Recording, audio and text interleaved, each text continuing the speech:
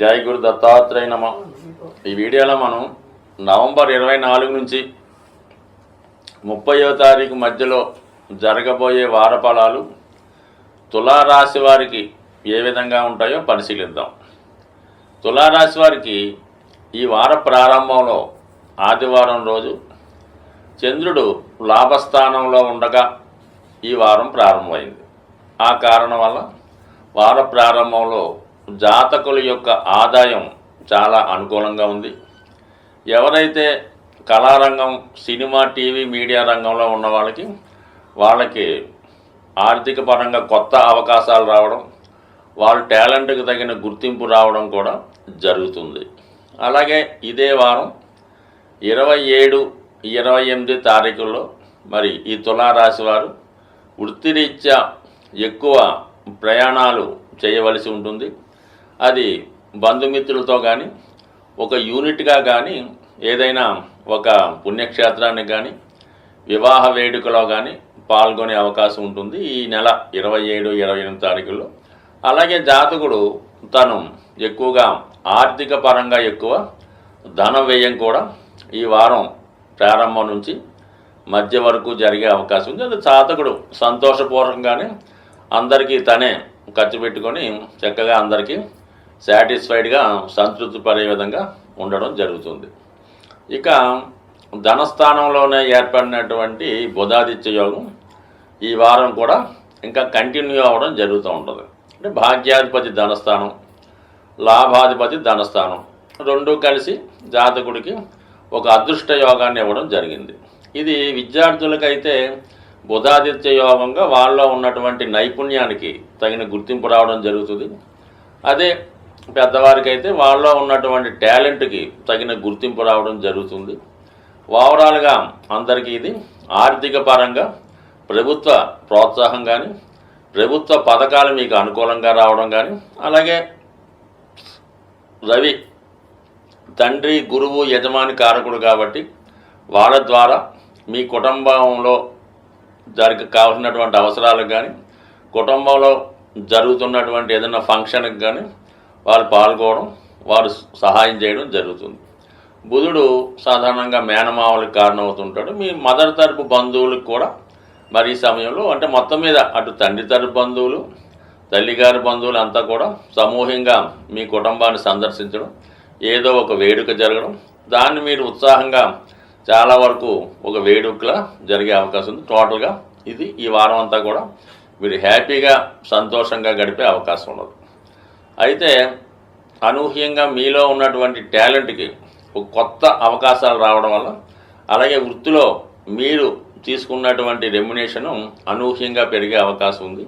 అలాగే శుక్రుడు రాష్ట్రాధిపతిగా, అష్టమాధిపతిగా 3వ స్థానంలో ఉంటూ తృతీయ అష్టమాధిపతుల మధ్య ఏర్పడిన పరివర్తన అనూహ్యంగా వృత్తిలో ఒక మార్పు రావడం, అలాగే మీ యొక్క టాలెంట్కి మంచి గుర్తింపు రావడం, ఒకేసారి మీరు వెలుగులోకి, లైమ్ లైట్లోకి రావడం వల్ల మీ కొరకు ఎక్కువగా ప్రచారం లాంటిది జరుగుతూ ఉంటుంది. బట్ ఏదైనా మొత్తం మీద మంచి గుర్తింపు ఈ రాశి వారికి ఈ వాళ్ళ రంగాలను బట్టి ఎక్కువగా వీళ్ళు సినిమా, టీవీ రంగంలో ఉంటారు, ఫైనాన్స్ రంగంలో ఉంటారు. ఎవరికైనా మాత్రం ఒక మంచి గుడ్ విల్, మంచి నేము ఈ సమయంలో రావడం 100% జరిగే అవకాశం ఉన్నది. ముఖ్యంగా ఏంటంటే ఈ రాశిలో ఎవరైతే ఉద్యోగస్తులు ఉంటారో వాళ్ళకి కుజుడు దశమ స్థానంలో దిగ్బలుడై ఉన్నాడు, ధన సప్తమాధిపతిగా. అందువల్ల జాతకుడు చాలా స్ట్రిక్ట్గా వ్యవహరిస్తాడు. ఎవరు ఎంత ఒత్తిడి చేసినా తను నిజాయితీగా తన పనిలో ముందుకు వెళ్ళడం జరుగుతూ ఉంటుంది. అలాగే ఇదే రాశిలో ఎవరైతే కన్స్ట్రక్షన్ రంగంలో కానీ, రియల్ ఎస్టేట్ రంగంలో కానీ, ఆటోమొబైల్ రంగంలో ఉన్నారో వాళ్ళకి కూడా అనూహ్యంగా మంచి గుర్తింపు రావడం, మీ యొక్క కష్టానికి తగినటువంటి ప్రతిఫలం లాంటిది రావడం జరుగుతూ ఉంటుంది. బట్ ఏదైనా మరి ఈ రియల్ ఎస్టేట్ సంబంధించిన రంగంలో ఉన్నవారికి మరి ప్రస్తుతం కుజుడు నీచ స్థాయిలో ఉండడం వల్ల పెద్దగా వాడి యొక్క విలువ పెరగకపోవడం వలన చాలా వరకు మీరు కొన్నదానికన్నాలను మీరు ఇన్వెస్ట్మెంట్ చేసిన దానికన్నా తక్కువ ధరకు అడిగే అవకాశాలు ఉంటాయి. కాబట్టి కొంతకాలం పాటు మీరు వెయిట్ చేయడమే మంచిది. మళ్ళా గురువు తన రాశి మారిన తర్వాత ఆటోమేటిక్గా ఈ స్థిరాస్తి వ్యాపారం పుంజుకుంటుంది. తద్వారా మీకు కూడా అంటే కుజుడు లాభస్థానంలోకి వచ్చిన తర్వాత ఆటోమేటిక్గా మీరు గతంలో పెట్టిన పెట్టుబడి కన్నా ఒక 4-5 రెట్లు ఎక్కువ ఫలితం పొందే విధంగా అవకాశం ఉంటుంది. బట్ ఇది అవకాశాన్ని బట్టి వారు చేసిన ఇన్వెస్ట్మెంట్ మాత్రమే ఉంటుంది. బట్ దీన్ని కేవలంగా ఒక సూచికగా మాత్రమే తీసుకోవాలని సూచిస్తూ, సాధారణంగా ప్రతి రాశి వారు కూడా ఏదో ఒక అదృష్ట వస్తువు, అదృష్ట రత్నమో ధరించడానికి ప్రయత్నం చేస్తుంటారు. దాన్ని అవకాశంగా తీసుకొని అటువంటి వాటిని క్యాష్ చేసుకునే వారు కూడా చాలామంది ఉండడం జరుగుతూ ఉంటుంది. కానీ ఏమాత్రం ఖర్చు లేకుండా సులభంగా మీకు సంపదనిచ్చే కొన్ని విలువైనటువంటి వస్తువులు మీకు చెప్పడం జరుగుతుంది. అందులో ఒకటి ముఖ్యంగా మనకి లక్ష్మీప్రదమైనవి, అదృష్టాన్ని కలిగించేవి గోమతి చక్రాలు. ఈ గోమతి చక్రాలు మీరు ఒక 11 సేకరించి మీ యొక్క క్యాష్ బాక్స్లో పెట్టుకోండి. లేదంటే మీరు పర్సులో ఒక గోమతి చక్రం పెట్టుకోండి. లేదా విద్యార్థులు పరీక్ష రాయడానికి వెళ్ళినప్పుడు, ఇంటర్వ్యూకి వెళ్ళినప్పుడు ఒక గోమతి చక్రాన్ని లాకెట్ రూపంలో ధరించినా పర్లేదు, ఉంగరం రూపంలో పెట్టుకున్నా పర్లేదు, అది లాకెట్గా వేసుకున్నా మరి మీకు అదృష్ట యోగాన్ని ఇస్తుంది. అంటే ఇది సముద్రంలో దొరుకుతుందన్నమాట. మనకి సముద్రంలో పుట్టిందే లక్ష్మీ అమ్మవారు, సమస్త వస్తువులు అక్కడ దొరికాయి. కాబట్టి ఈ సముద్రంలో దొరికినటువంటి శంఖాలు, అలాగే గవ్వలు, ఈ గోమతి చక్రాలు కూడా ఖచ్చితంగా లక్ష్మీప్రదం లాంటివి. కాబట్టి కేవలం ఇవి ఒక గోమతి చక్రం 10 నుంచి 20 రూపాయలు మించి ఉండదు. ఇది ఖచ్చితంగా ప్రతిఫలాన్ని ఇచ్చే రెమెడీ. లేదు మీ పూజా మందిరంలో అయినా ఒక గోమతి 5 చక్రాలు పెట్టుకొని చాలు. దాని తర్వాత అంత అదృష్టాన్ని ఇచ్చేవి చిన్నపాటి లక్ష్మీ గవ్వలు, దాని పేరే లక్ష్మీ గవ్వలు, చాలా తెలుపు రంగులో ఉండడం జరుగుతూ ఉంటుంది. ఇవైనా సేమ్ గోమతి చక్రాలా పనిచేస్తాయి. కనీసం అవి 11 కానీ 5 కానీ మీ క్యాష్ బాక్స్లో కానీ, అలాగే మీ యొక్క వాహనంలో కానీ, అలాగే మీరు మీ యొక్క బట్టలు దాచుకునే బీరువాలు ఎక్కడ పెట్టుకున్నా అవి మీకు లక్ష్మీప్రదంగా పనిచేస్తూ ఉంటాయి. అలాగే చాలామంది ధనం ఎక్కువగా ఖర్చు అవుతుంది, ఏమవుతుందో అర్థం అవ్వట్లేదు.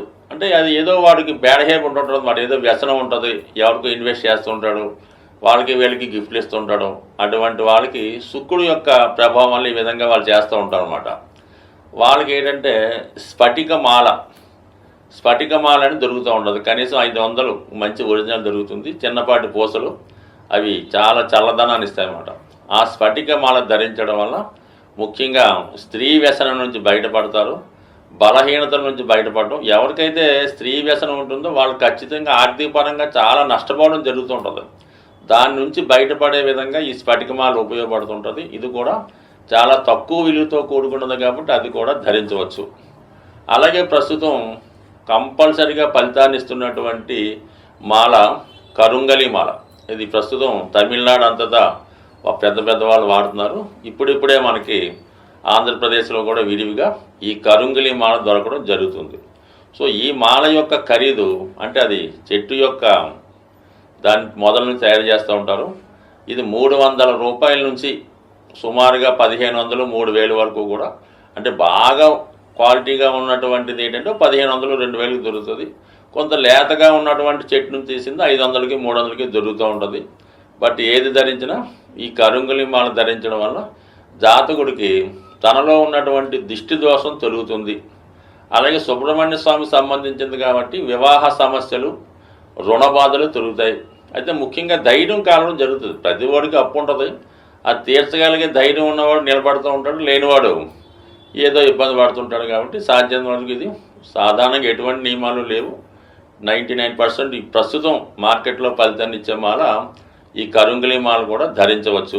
అయితే సాధ్యమైనంత వరకు రత్నాల జోలికి వెళ్లకుండా ఉంటేనే మంచిది. సాధ్యమైనంత వరకు ఇప్పుడు మార్కెట్లో 99.9% డూప్లికేట్ రత్నాలే దొరుకుతాయి.